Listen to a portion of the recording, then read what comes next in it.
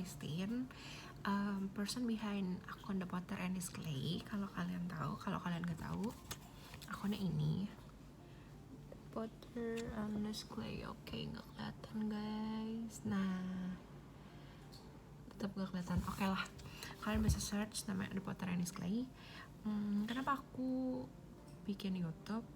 Actually karena aku bosan dan kayak pengen cobain hal baru aja gitu kan, mumpung lagi working from home, punya banyak waktu luang, kayak kenapa enggak dicoba kita membuat hal baru, bikin kegiatan yang baru yang semoga aja positif dan bisa jadi berkat, bisa ada inspirasinya gitu buat kalian semua. Oke, kali ini aku mau sharing tentang perjalanan akun ini, perjalanan aku pribadi juga. Kayak kemarin aku sempat bikin pertanyaan ke teman-teman kalau misalnya aku bikin YouTube kira-kira bahas apa ya gitu. Terus ada yang kayak ngomong bahas perjalanan akun ini gitu, udah historinya gitu. Ya udah, jadi aku menceritakannya pada kalian saat ini. Oke, jadi sebenarnya dimulai dari tahun lalu 2019, awal tahun gitu. Aku merasa kayak hidup aku gini-gini aja gitu. Mungkin kalian kalau yang udah umur 20-an pernah merasakan hal ini juga, namanya quarter life crisis gitu. Dimana ketika kalian lihat kiri kanan, ketika kalian lihat teman-teman kalian, mungkin ada yang udah nikah, ada yang punya anak, ada yang udah jadi manajer di kantornya, ada yang udah jadi influencer dengan penghasilan berapa puluh juta gitu mungkin. Pokoknya kalian melihat hidup mereka tuh udah di titik ini, sedangkan kita tuh masih kok kayak di sini gitu. Kayak ya udah kok gini-gini aja ya gue dari hari ke hari gitu. Nah, aku waktu itu mengalami hal itu. Dan terus aku sharing sama teman aku namanya Eca. Terus dia kasih aku reference podcast gitu dari Marcella FP, kalau kalian tahu NKCTHI. Nah, si Marcella ini kayak sharing di podcastnya kalau dia juga mengalami hal yang sama gitu, quarter life crisis. Dan di situ dia kayak gimana ya, kayak mengasah semakin dalam sehingga lahirlah si NKCTHI ini, dan makin hebat gitu loh. Udah bisa sekarang dijadiin film, ada buku-buku berikutnya gitu. Terus aku kayak wow, jujur aku personal kayak suka banget sama itu NKCTHI. Cuman kayak aku punya desire gitu buat kenapa kita nggak mencoba bikin versi rohaninya gitu, versi Kristennya, kurang lebih kayak gitulah. Karena NKCTHI kan general banget, dan itu kayak relate banget sama kehidupan kita. Kayak pas baca kayak gila, ini gue banget, sesedih itu. Nah, cuman menurut aku kayak berhenti sampai di situ. Sedangkan mungkin kita bisa ngelakuin yang further gitu, kita bisa ngelakuin yang lebih jauh. Kayak abis kita menyentuh hati mereka, kita kayak kasih tahu misalnya you're not alone gitu, kayak ada Tuhan loh gitu-gitu. Sesimpel itu sih. Jadi dari situ aku kayak pengen punya sarana untuk ngomong kayak gitu, untuk sharing kayak gitu, untuk encourage people gitu. Karena sejujurnya kan ya aku tahu ya, akun-akun rohani Kristen gitu banyak yang banyak yang sharingnya tuh firman Tuhan banget, langsung firman Tuhan, langsung ayat Alkitab, langsung kayak kasih tahu what is wrong, what is right gitu. Sedangkan aku pengennya buat project ini, aku pengen yang kayak lebih kita sama-sama loh di sini ya. Aku juga pernah gagal, aku juga gagal, tapi aku pengen kita sama-sama belajar to be a better person setiap harinya gitu. Nah, jadi muncullah ide kayak gimana kalau kita bikin, awalnya kayak sosok mau bikin podcast, cuman aku merasa itu kayaknya belum bidang aku gitu. Aku ini bikin YouTube aja, kalau kalian menonton sampai detik ini kalian hebat. Kayak aku merasa talenta aku bukan di situ gitu.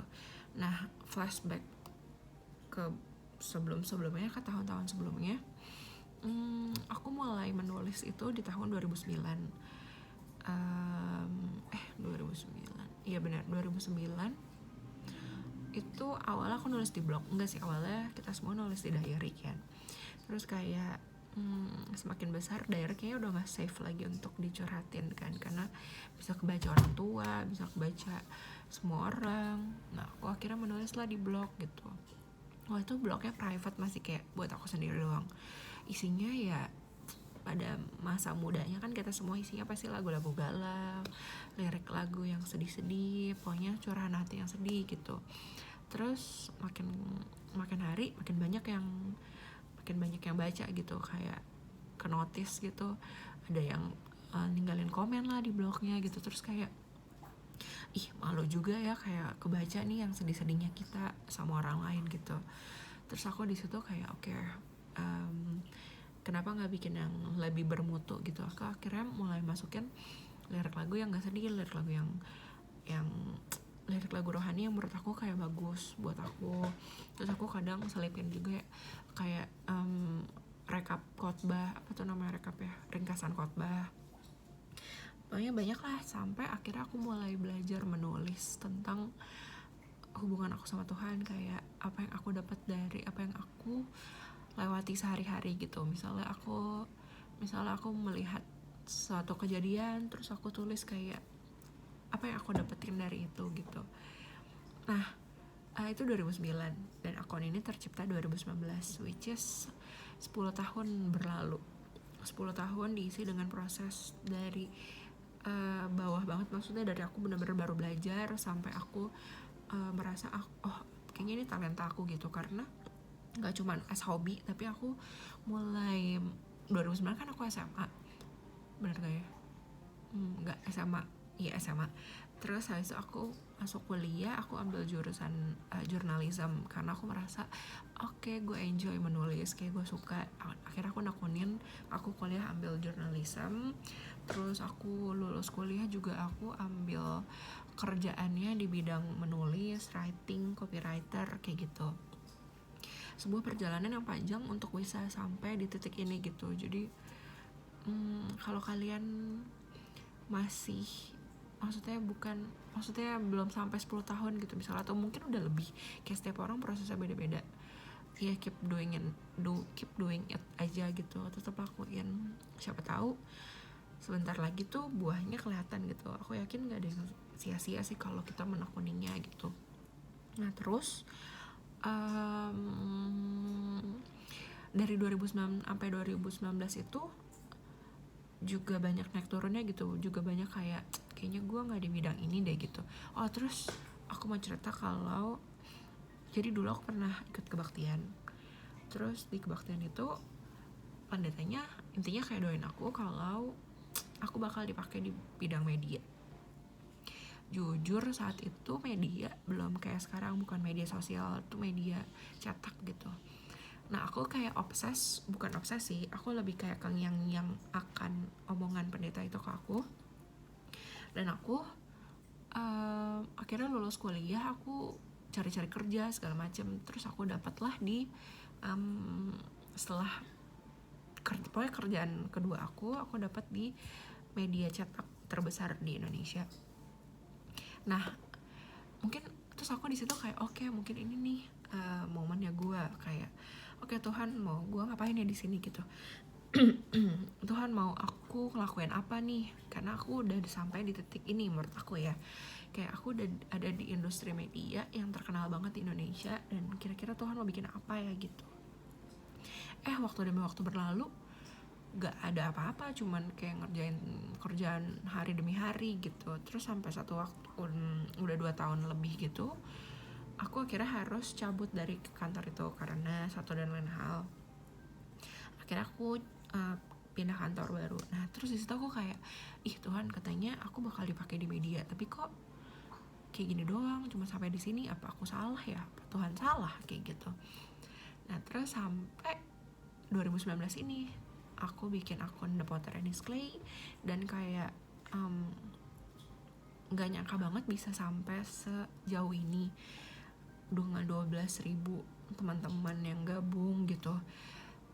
Setiap hari ada aja yang nge-DM, ada aja yang curhat, ada yang kayak sharing masalah hidupnya gitu. Dan puji Tuhan dengan apa yang udah aku laluin, sedangkan aku bisa kasih encouragement gitu, kasih bukan nasihat sih, cuman lebih kayak I know how it feels gitu ya gitu. Jadi dari coba kalian bayangin dari waktu itu, kira-kira itu mungkin 2010-an aku dapat dari pendeta itu sampai ke 2019 tuh nggak sebentar, waktu yang lama. Ada momennya aku meragukan kayak kayaknya bukan ini deh jalannya, kayak bukan ini deh Tuhan, kayaknya Tuhan salah atau aku yang salah gitu. Tapi ngelihat aku sampai ada di titik ini dan puji Tuhan bisa jadi berkat buat beberapa orang, kalau nggak banyak. Aku melihat kalau semua tuh butuh proses dan butuh waktu gitu, butuh perjalanan yang panjang. Kalau kalian misalnya punya mimpi or punya punya nubuatan, punya impian besar untuk jadi sesuatu, untuk jadi seorang, itu semua butuh proses, benar-benar butuh proses. Kayak waktu 10 tahun tuh gak singkat, bahkan mungkin di benak aku udah lupa gitu, tapi Tuhan gak pernah lupa sama mimpi yang dia taruh di hidup setiap kita gitu. Just lakuin aja apa yang ada di depan kita dengan sepenuh mungkin, dengan sepenuh hati, dengan semaksimal mungkin. At the end Tuhan yang bakal membimbing kita ke jalan yang benar, membimbing kita sesuai rencananya Tuhan gitu. Dan balik lagi ke akun ini, nama The Botanics Clay itu Eca yang kayak kan namanya ini aja gitu. Dan itu diambil dari caption Instagram aku. Ternyata aku pernah ngepost dulu banget kayak di awal main Instagram, kayak aku tulisnya I am the clay and he's the potter gitu. Terus dia kayak kenapa nggak ini aja, terus aku langsung kayak wow, aku suka banget sama namanya. Dan aku juga suka banget sama perumpamaan tentang tanah liat dan pejunan ini gitu. Kayak kita tuh from nothing tapi dibentuk sama Tuhan untuk jadi sesuatu, untuk jadi something yang berguna. Dan proses dibentuknya itu nggak instan, nggak mudah, kayak udah hampir kebentuk terus kayak ada yang mencong dikit, akhirnya diulang lagi gitu dari awal, dari tanah banget, akhirnya dibentuk lagi, terus kalau gagal diturunin lagi, dibentuk lagi gitu, sampai akhirnya jadi seperti yang pejunannya mau gitu. So aku berharap banget lewat akun ini kayak gitu, kayak kita semua sama-sama belajar untuk diajar dan dibentuk. Aku pun juga belajar, banyak salahnya, banyak gagalnya, banyak bikin kecewanya. Cuman selama kita mau, selama kita memberikan diri kita buat dibentuk dan diajar, why not gitu, untuk jalanin aja prosesnya, jalanin apa yang ada di depan kita, jalanin apa yang Tuhan sediakan buat kita, karena pada akhirnya itu pasti membawa kebaikan buat setiap kita dan jadi berkat juga buat banyak orang gitu sih. So kurang lebih kayaknya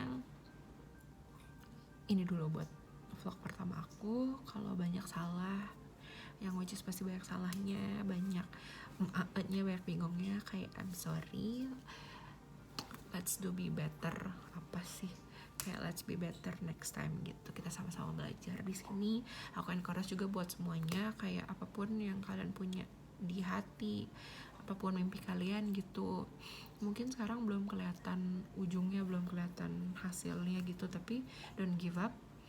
Lakuin aja apa yang kamu bisa lakuin, karena aku yakin gak ada yang sia-sia sih.